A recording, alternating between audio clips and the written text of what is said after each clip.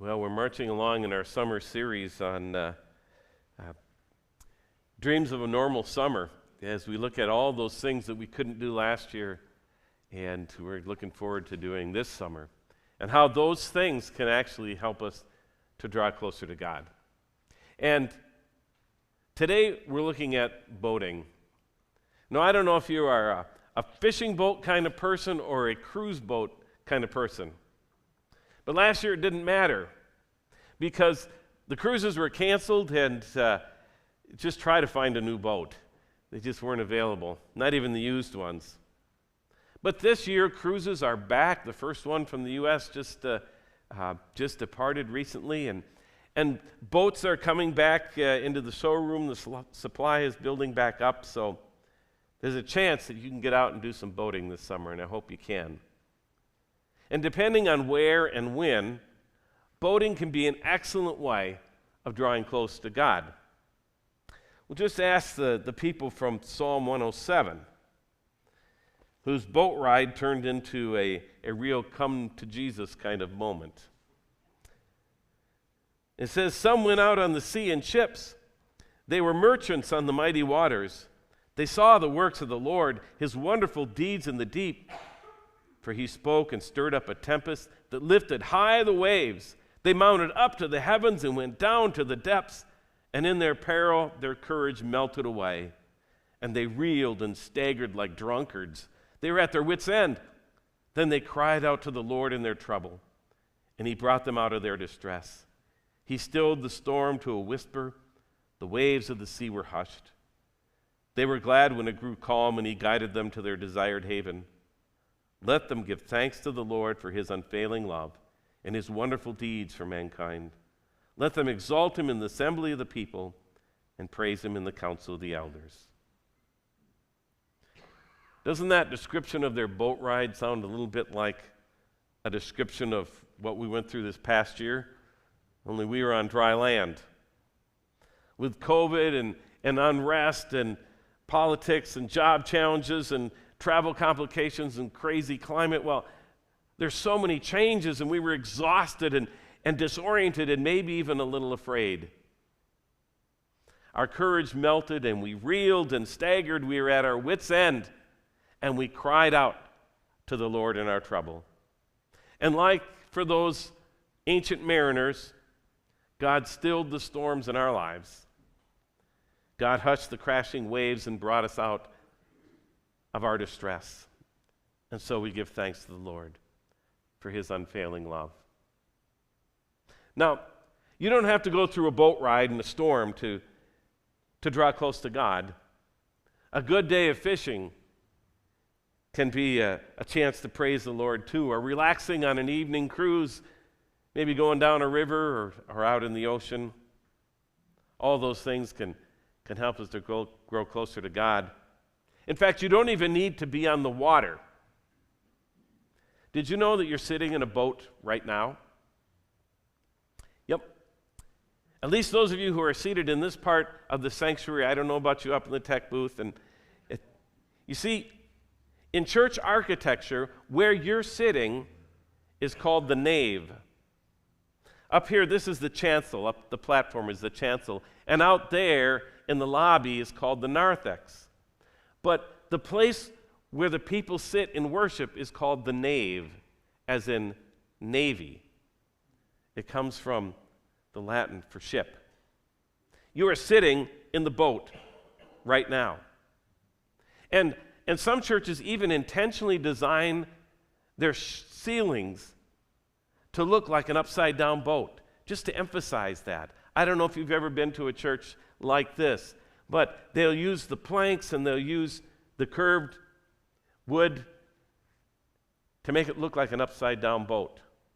Now our ceiling here isn't quite the right shape, but if you use your imagination, you can almost see us being able to flip this ceiling over and set it out on the Mississippi, and all of us cruise down the river together. You're in the nave. You're in the navy that we call the church. Pastor Chris, who was pastor here before I arrived, he was literally a Navy chaplain. And he left when he was called away to serve the Navy in Africa. And I stepped in here at Resurrection. But you could also say that I'm a Navy chaplain, not the U.S. Navy, but the Navy here that we call Resurrection Church. For all of you who are in the ship, who are on the boat, who are in the Navy. And the image of a boat for the church goes way back. But why? Why an image of a boat for the church? Maybe we could have, if we had trains back then, maybe it would have been a train. And sometimes people do make allusions to trains. This train is bound for glory, one of the songs that the VBS kids sang. But today it's the boat. It's the ship. And why that image for the church? Well, maybe it's because of stories like in Matthew 14. I don't expect you to remember all of the details of every chapter of Matthew, but in chapter 14, we have the story of the feeding of the 5,000. And it takes place there on the lakeshore. And there is a boy who had 5 loaves of bread and 2 fish. Remember that? And Jesus took them and he divided them and he fed the whole crowd. But then he does something that seems a little strange. He says to his disciples, get back on the boat and go off to the other side of the lake, the Sea of Galilee. Well, I talk to the people after dinner here. And that's what he does. And so there are the disciples in the boat together as sent by Jesus. See, an image of the church. Here's how the story goes, though. Immediately, Jesus made the disciples get in the boat and go on ahead of him to the other side, while he dismissed the crowd. After he had dismissed them, he went up on the mountainside by himself to pray. Later that night, he was there alone, and the boat was already a considerable distance from land, buffeted by the waves, because the wind was against it. Now, this isn't the story in chapter 8 where Jesus calms the storm, because in that story he's already in the boat with them. In this story, they are in the boat alone. But you can see how it could be an image of the church. And as is often the case, life in the boat isn't easy. The wind is against them. They're facing a headwind, as so often we in the church are. And I want to point out what kind of boat they're traveling in. They are not traveling in a big cruise ship. The boat that they're traveling in is a working boat. It's a fishing boat. It's the kind of a boat that they would be using on the Sea of Galilee. And you may like to vacation on cruise ships, but the church, this Navy, is really more like the working boat of Jesus' day. You see, on a cruise ship, the crew pampers the passengers. It's all about the passengers' comfort and entertainment. But on a boat, like in the Bible here, the crew and the passengers are one. There's no distinction. Everybody pulls together. And on a cruise ship, you can do your own thing. And there are thousands of things to do. And you can do them or not, and you can do them with somebody else or not. But in a boat in Jesus' day, everybody pulled together. Everybody pulled on the oars. Everybody helped with the sails or with the meals or even with the singing to keep people encouraged and to help them on their travels. They worked it all together. And on a cruise ship, the purpose is the cruise. But on a working boat in Jesus' day, they had different purposes. Maybe it was fishing, like the disciples used to do. Or maybe it was hauling cargo, like in Psalm 107. Or maybe it was helping people overcome their fear and dare to do amazing things by trusting in Jesus, like in Matthew 14. You ever wonder what those disciples were thinking when Jesus told them to get in the boat, and he sent them off by themselves?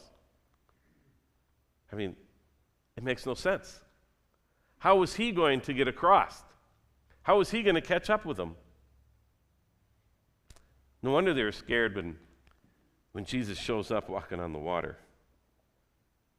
Shortly before dawn, Jesus went out to them walking on the lake.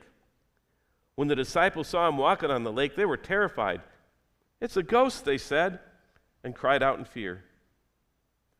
But Jesus immediately said to them, "Take courage. It's I. Don't be afraid." "Lord, if it is you," Peter replied, "tell me to come to you on the water." "Come," he said. Then Peter got down out of the boat, walked on the water, and came towards Jesus. The ride wasn't easy. They had rowed all night against the wind. But still, that was easier than what Jesus invites Peter to do, to get out of the boat and walk on the water. Can you imagine responding to an invitation like that from Jesus? "Come," he says. And to Peter's credit, he gets out of the boat. So what about you? Do you have the courage to get out of the boat and walk with Jesus?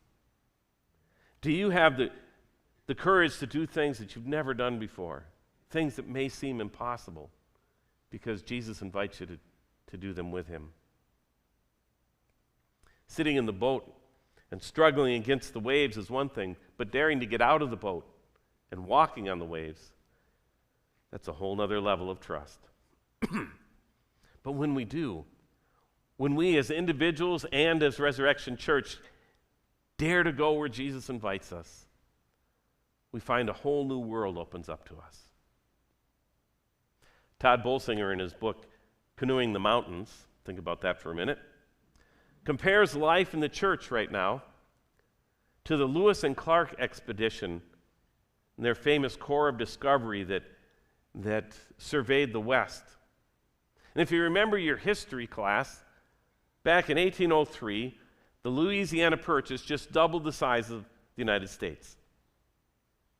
So President Jefferson sent the Corps of Discovery to learn about this new land, to research all the strange plants and animals, to map out the territory, to develop relationships with the Native American tribes, and most of all, to discover the way to boat across America. You see, Lewis and Clark and everybody else figured there was this Northwest Passage that if you just went far enough on the rivers, you could get all the way over to the Pacific Ocean. Now, they knew that there was a mountain in the way.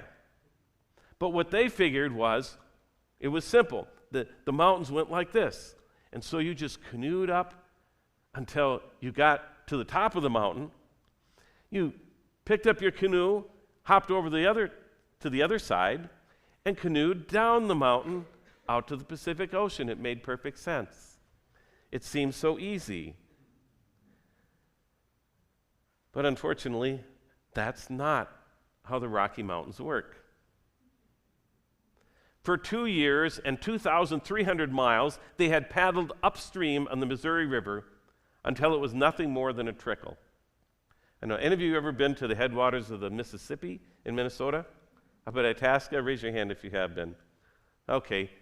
And did you walk across the water there at the headwaters? Raise your hand if you walked across. Yes, at least half of you.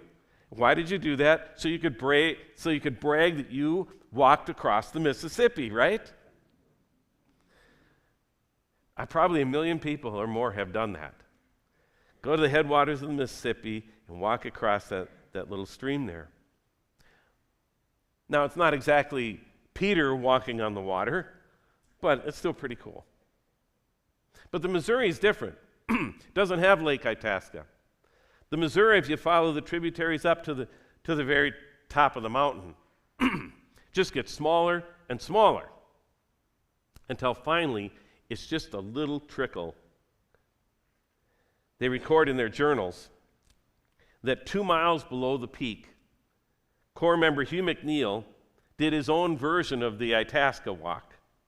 except he straddled the Missouri with one foot on one side of the Missouri and the other foot on the other side, with the little trickle right in between. According to their journal, McNeil, quote, "Thank God that he lived to have a foot on each side of the heretofore deemed endless Missouri."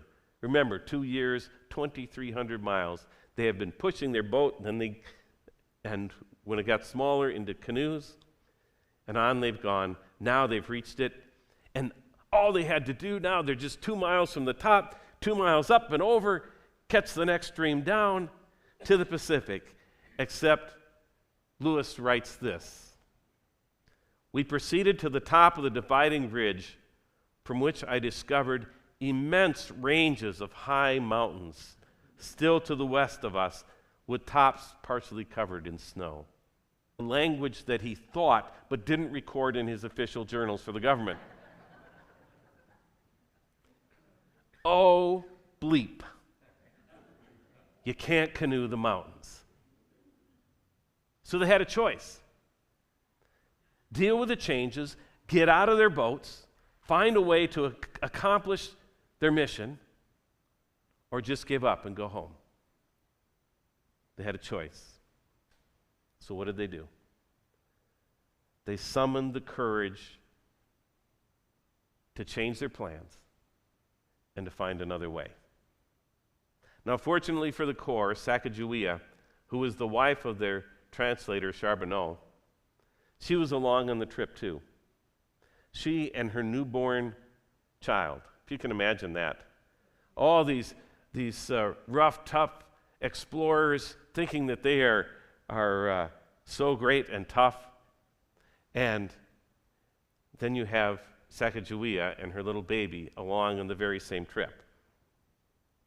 Now, I said it's fortunately for them that they had Sacagawea, because Sacagawea was from that part of the country.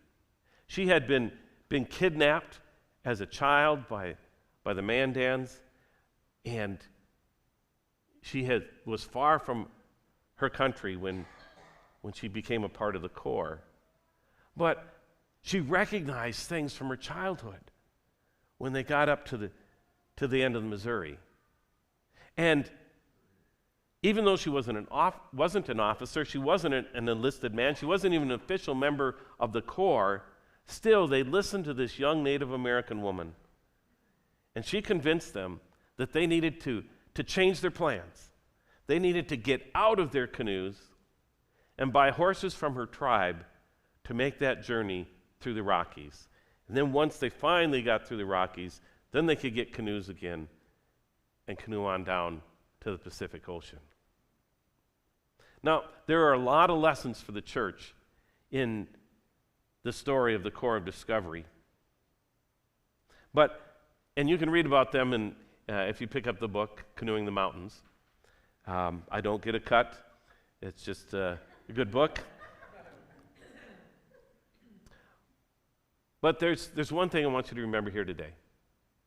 I want you to remember that the Corps of Discovery could never have accomplished their purpose if they hadn't had the courage to change their plans, get out of their canoes, and follow Sacagawea across the mountains. In our world today, there are many changes. There are many challenges.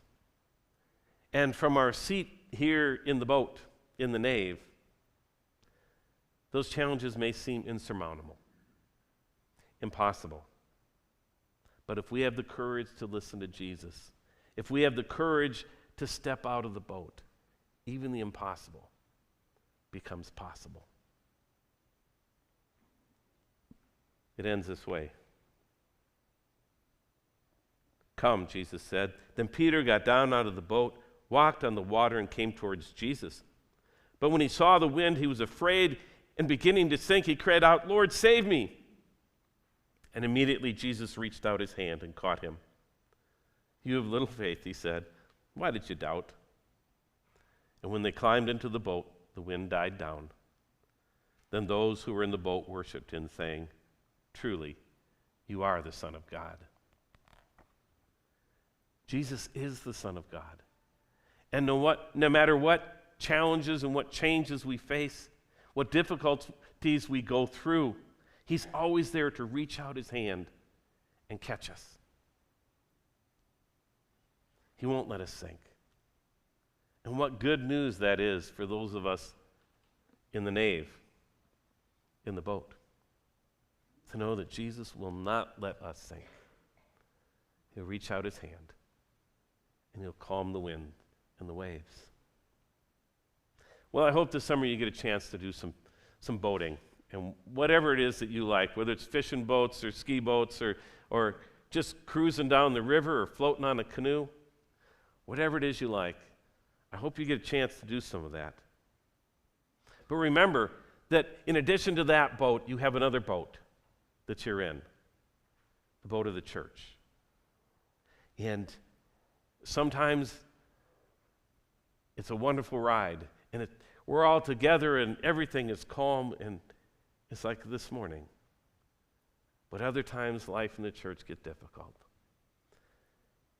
And yet, no matter what, if we trust in Jesus, if we step out onto the waves, we can do the impossible. And even if our faith falters, Jesus reaches out his hand and will hold us. He won't let us sink. He won't let us sink. Whatever storm you're in today, whatever storm you might face next week or next month or next year, know that you have one who walks on the waves and won't let you sink. One who will reach out his hand and hold you and calm the troubled seas. So as the VBS kids learned this week, be strong and courageous, all you who put your hope in the Lord. Psalm 31:24. Be strong and courageous, for the one who walks on water will not let you sink. He will calm your troubled seas and be there for you. Let us pray.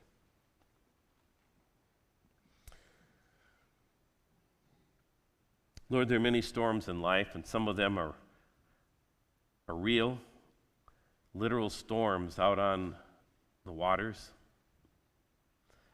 Some are storms on land, and some are figurative storms, the storms in our heart, the storms in our relationships, the storms in our souls. And yet, we're not on our own. Give us eyes to see you walking on the water toward us, reaching out your hand and inviting us to come and do the impossible, because you'll be there with us and you won't let us sink.